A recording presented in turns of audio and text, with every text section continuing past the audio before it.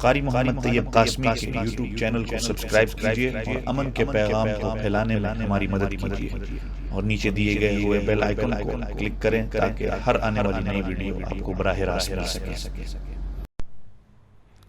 نحمدہ ونصلی علی رسولہ الکریم، اما بعد، اللہم صلی وسلم وبارک علی سیدنا و مولانا محمد وعلی آلہ واصحابہ۔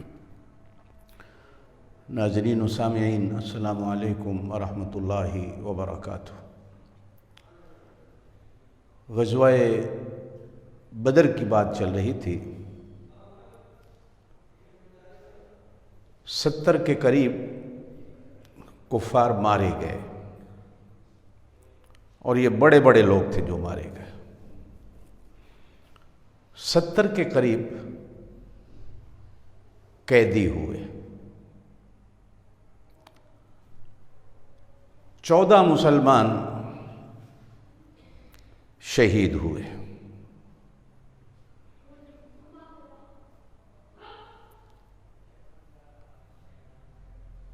چھ کے قریب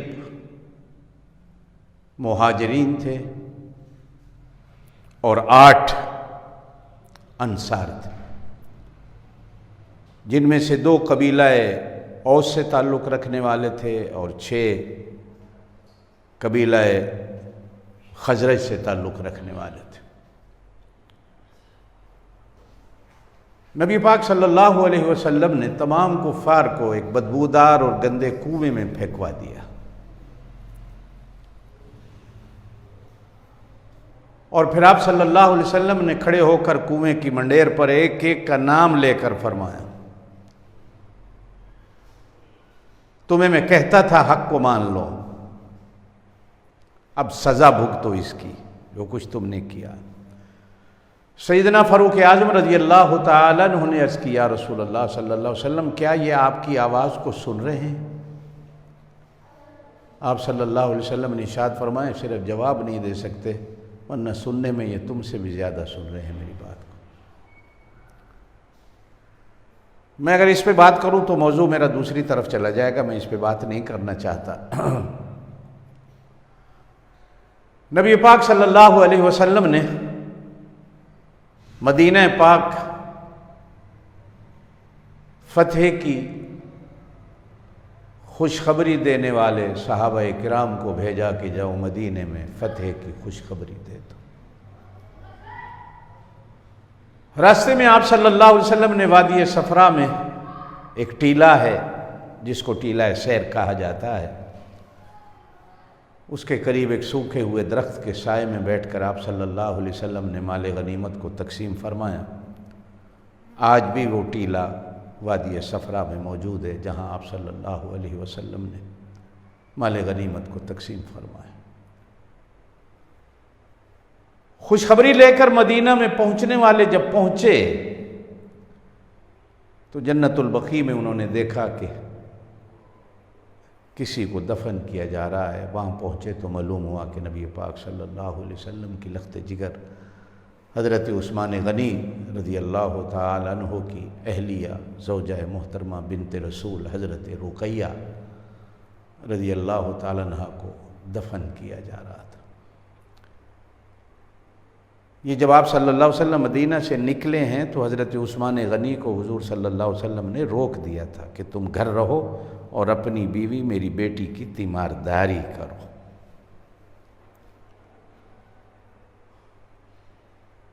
لیکن آپ صلی اللہ علیہ وسلم نے جب مال غنیمت کو تقسیم فرمایا ہے تو مال غنیمت میں سے حضرت عثمان کا بھی حصہ نکالا ہے کہ گویا نبوت نے حضرت عثمان غنی کو جہاد میں شامل سمجھا ہے۔ حضرت عثمان غنی رضی اللہ تعالیٰ عنہ کے ساتھ دشمنی، ناحق دشمنی رکھنے والوں نے اس بات کو خوب اچھالا ہے کہ وہ میدان بدر میں حاضر نہیں تھے۔ ظالموں کو حضرت عثمان غنی رضی اللہ تعالیٰ عنہ کا مقام ہی سمجھ نہیں آیا۔ آدائے صحابہ کی کہانیوں کو پڑھ پڑھ کر اور ایسی کتابوں کو پڑھ پڑھ کر ان لوگوں کے دماغ خراب ہوئے۔ نبی پاک صلی اللہ علیہ وسلم نے خود مدینے میں رہنے کا حکم دیا، خود، اور آپ صلی اللہ علیہ وسلم نے ان کو بدر میں شامل سمجھا ہے کہ ان کا حصہ نکالا ہے میدان بدر سے، مال غنیمت میں سے۔ کیا کہا جائے ایسے لوگوں کو جن کو نبی پاک صلی اللہ علیہ وسلم نے اپنی حیات میں اور ان کی حیات میں 100 بار جنت کی خوشخبری دی۔ آسمان کی طرف تھوکو گے تو تمہارے چہرے پہ پڑے گا۔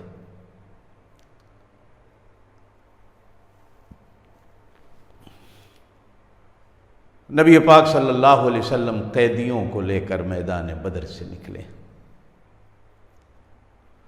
راستے میں صرف ایک قیدی کو آپ صلی اللہ علیہ وسلم نے قتل کرنے کا حکم دیا، عقبہ بن معیط کو۔ یہ وہ ظالم تھا کہ جس نے آپ صلی اللہ علیہ وسلم پر حرم کعبہ میں سجدے کی حالت میں اونٹ کی اوجری لا کر آپ کی گردن پہ رکھ دی تھی۔ اتنا ستایا اس نے نبوت کو، اور آج یہ قابو آ گیا میدان بدر میں، موت اس کو لے آئی۔ راستے میں آپ صلی اللہ علیہ وسلم نے فرمایا اسے قتل کر دو۔ دشمن نبی کو اللہ نے قرآن میں حکم دیا قتل کر دو۔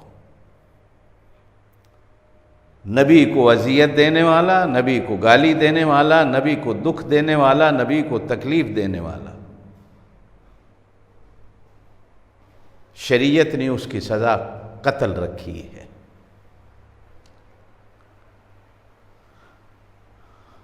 راستے میں صحابہ کرام سے مشورہ ہوا ان قیدیوں کو کیا کیا جائے۔ بعض صحابہ کرام نے مشورہ دیا کہ جس کا کوئی رشتہ دار ہے حوالے کر دو اور وہ اس کو قتل کر دے، اور اس رائے کی سب سے بڑی حمایت کرنے والے سیدنا فاروق اعظم رضی اللہ تعالیٰ عنہ۔ کچھ صحابہ کرام کا، جن میں صدیق اکبر رضی اللہ تعالیٰ عنہ بھی تھے،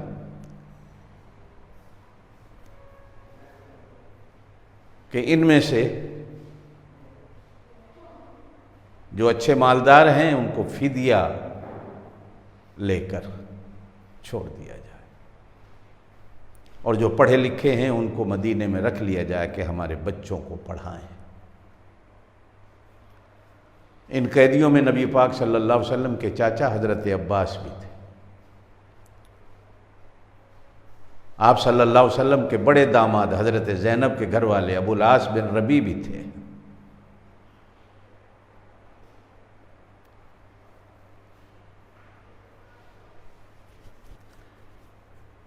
نبی پاک صلی اللہ علیہ وسلم نے حضرت ابو بکر صدیق کی رائے کو پسند فرمایا، اور ان صحابہ کی رائے کو جن کی یہ رائے تھی کہ ان کو فدیہ لے کر چھوڑ دیا جائے۔ یہ کل بھی ہمارے بھائی تھے، ہو سکتا ہے کہ آئندہ چل کر اللہ پاک ان کو ایمان کی دولت سے مالا مال کر دے، اور پھر مدینے کے غرباء کا بھلا ہو جائے گا فدیہ لے کے۔ اور فدیہ حیثیت کے مطابق رکھا گیا، 1000 2000 4000 درہم تک فدیہ رکھا گیا۔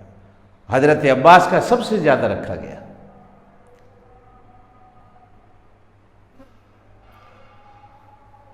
لیکن اللہ پاک کو یہ رائے پسند نہیں آئی۔ ما کان لنبی ان یکون لہ اسری حتی یثخن فی الارض تریدون عرض الدنیا۔ اللہ کی منشا بھی یہ تھی کہ ان کو مار دیا جائے، قتل کر دیا دنیا کے بدلے۔ جب یہ آیت اتری تو کتنے عرصے تک جناب صدیق اکبر رضی اللہ تعالیٰ عنہ اور نبی پاک صلی اللہ علیہ وسلم روتے ہوئے وقت کو گزارتے رہے کہ اے کاش ہم یہ نہ کرتے، لیکن ہماری منشا کچھ اور تھی، اللہ کی مرضی کچھ اور تھی۔ جن علماء نے سیدنا فاروق اعظم رضی اللہ تعالیٰ عنہ کے بارے میں لکھا ہے نا کہ ان کی رائے وہی بن جایا کرتی تھی، 17-18 کے قریب، بعض علماء نے 21 کی تعداد لکھی ہے کہ ان کی رائے وہی بن گئی، اور ان کی رائے کو اللہ نے اپنی رائے قرار دیا، اور ان پر اللہ نے ان کی رائے کو اپنی پسندیدہ مہر لگا کر کہ یہی میری پسندیدہ رائے تھی۔ ان میں سے ایک یہ رائے بھی سیدنا فاروق اعظم رضی اللہ عنہ۔ نبی پاک صلی اللہ علیہ وسلم مدینہ پہنچتے ہیں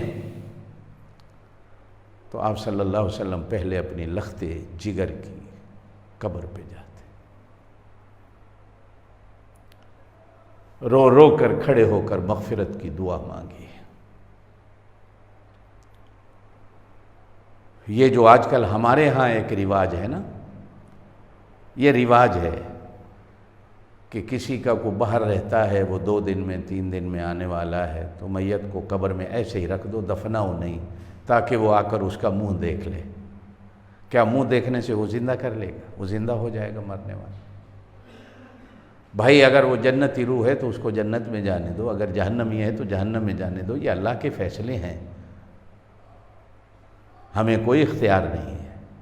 اگر یہ مسئلہ ہوتا تو جناب عثمان غنی اپنی اہلیہ کو لے کر بیٹھے رہتے یا قبر میں دفناتے نہ، صرف لٹا دیتے تاکہ نبوت آنے، 1-2 دن کا ہی تھا، لیکن نہیں، دفن کر دیا گیا۔ اور نبی پاک صلی اللہ علیہ وسلم نے ان کی قبر پر کھڑے ہو کر مغفرت کی دعا مانگی۔ قبر پر کھڑے ہو کر دعا کرنا سنت ہے۔ آگے تھوڑا سا ایک معمولی سا اختلاف ہے بعض علماء کا، کچھ کہتے ہیں کہ ہاتھ اٹھا کر دعا کرنا جائز ہے، کچھ کہتے ہیں ہاتھ اٹھا کر دعا کرنا ناجائز ہے، بہرحال دعا کرنا جائز ہے۔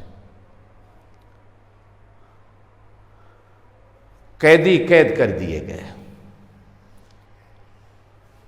مسجد نبوی کے ساتھ ہی، یا بعض علماء نے لکھا ہے مسجد نبوی کے اندر ہی۔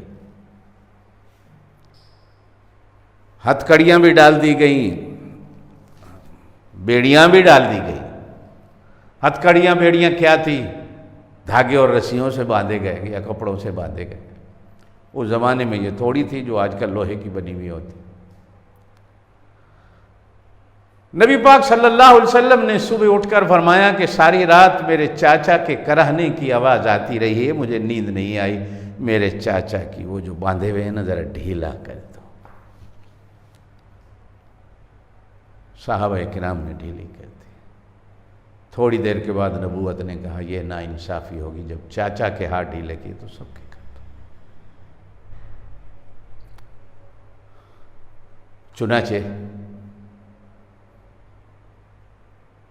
اب یہ قیدی جو پڑھے لکھے تھے وہ روک لیے گئے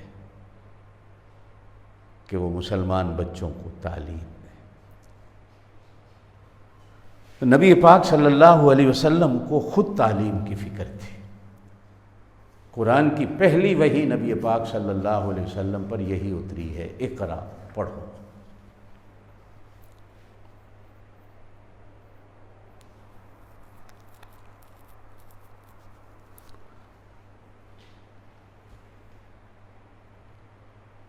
غزوہ بدر کے بعد جب آپ صلی اللہ علیہ وسلم مدینہ پہنچے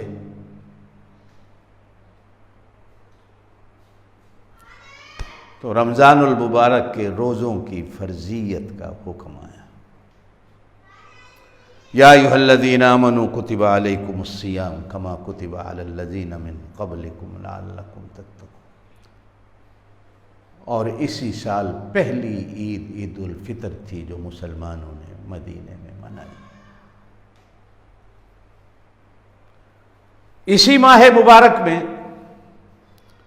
ایک یہودیہ عورت اسما نامی مدینہ میں تھی جو آپ صلی اللہ علیہ وسلم کی مذمت میں اشعار کہتی تھی اور مختلف قسم کی اذیتیں نبی پاک صلی اللہ علیہ وسلم کو دیتی۔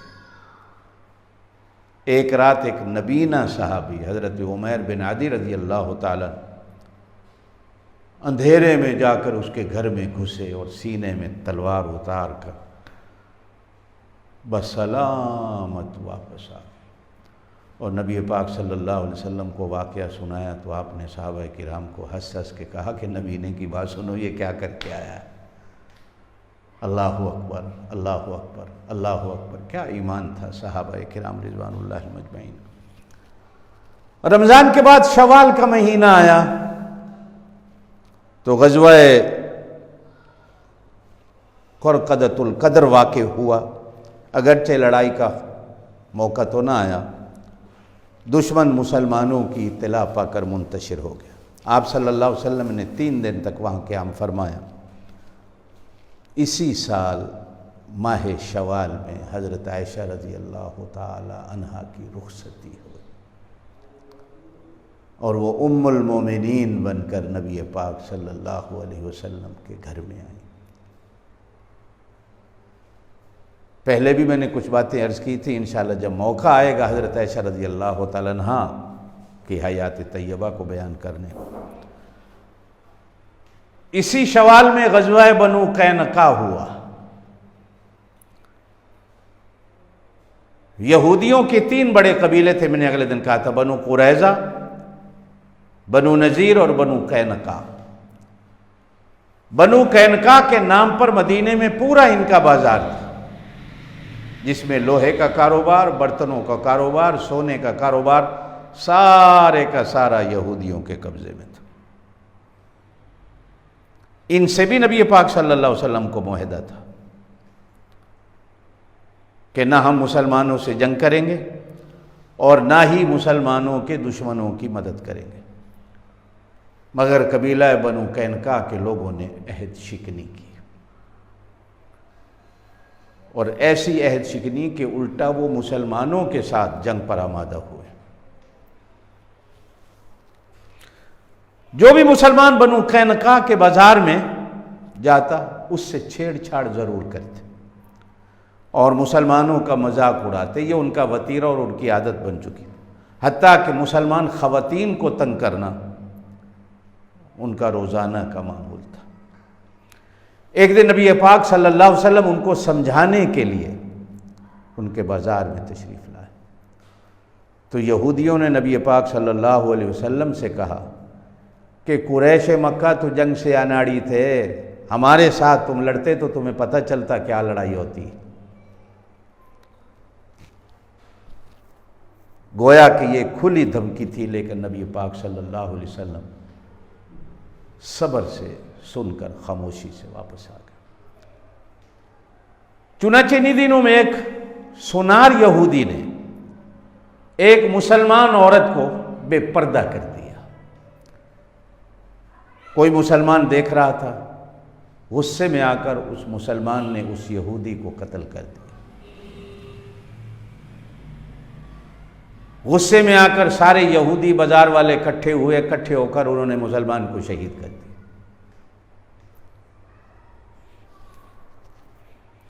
آخر نبی پاک صلی اللہ علیہ وسلم کو جب اس واقعے کا پتہ چلا تو آپ صلی اللہ علیہ وسلم مدینے کا انتظام حضرت ابو لبابہ کے حوالے کر کے حضرت حمزہ کے ہاتھوں میں جھنڈا دے کر آپ صلی اللہ علیہ وسلم بنو قینقاع کے محلے کا رخ کرتے۔ بنو قینقاع قلعہ بند ہو گئے۔ 15 دن تک آپ صلی اللہ علیہ وسلم نے محاصرہ فرمایا۔ آخر 15 دنوں کے بعد یہودیوں کے دلوں میں مسلمانوں کا رعب پڑا، وہ ہتھیار ڈالنے پر مجبور ہوئے۔ نبی پاک صلی اللہ علیہ وسلم نے ان کی جان بخشی تو کر دی، لیکن مدینے سے نکلنے کا حکم دیا۔ چنانچہ یہ لوگ مدینے سے نکلے، ملک شام کی طرف جا کر آباد ہوئے۔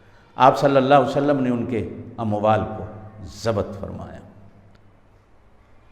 اس کے بعد اسی سال غزوہ سویق ہوا، پھر غزوہ ذی امر ہوا، کعب بن اشرف یہودی قتل ہوا۔ اسی سال غزوہ بحران ہوا، سریہ زید بن حارثہ ہوا۔ جنگ بدر کے بعد غزوہ احد سے پہلے یہ آخری معرکہ تھا اس سال کا، اور اسی سال حضرت فاطمہ کی رخصتی ہو۔ یہ دو شادیاں گویا کہ ایک نبی پاک صلی اللہ علیہ وسلم کی اپنی اور ایک آپ صلی اللہ علیہ وسلم کی لخت جگر، آپ کی نور نظر، آپ کی جگر کا ٹکڑا خاتون جنت سیدہ فاطمہ الزہرا سلام اللہ علیہا کی حضرت علی کے ساتھ رخصتی ہوتی۔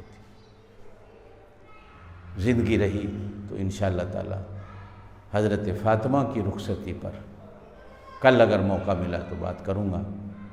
سبحان ربک رب العزت عما یصفون وسلام علی المرسلین والحمد للہ رب العالمین۔